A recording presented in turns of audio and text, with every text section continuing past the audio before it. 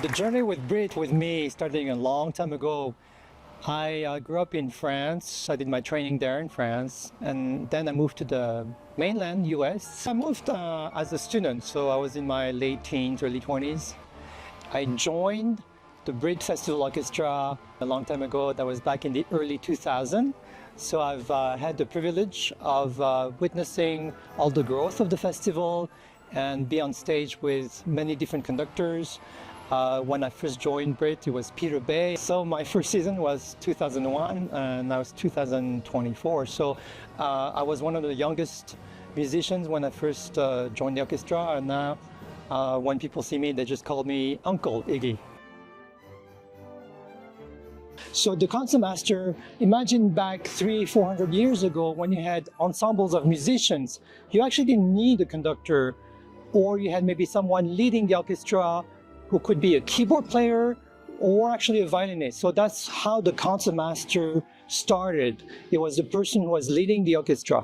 Then as time went on, the size of the orchestra grew, and so you needed to have a real conductor, but that's the term. Essentially, the Concertmaster is the person who sits a first chair, a violin, closest to the conductor. My parents loved music. But they were not professionals themselves.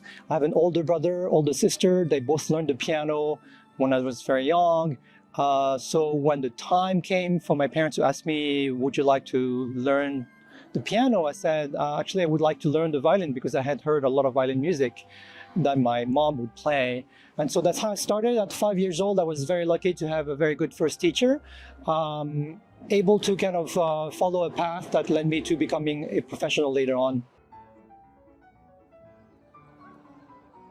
Well, it's beautiful, it's outdoors, but the sound system is very important, and we're very lucky here to have great engineers, sound engineers, because the sound for acoustic instruments like myself, violins or cello, as opposed to maybe a rock band who are always amplified, orchestras are usually not, so you have to find the right sound, and so you mix that with the beautiful scenery, the sunset. You know, it's something I'm always looking forward every summer.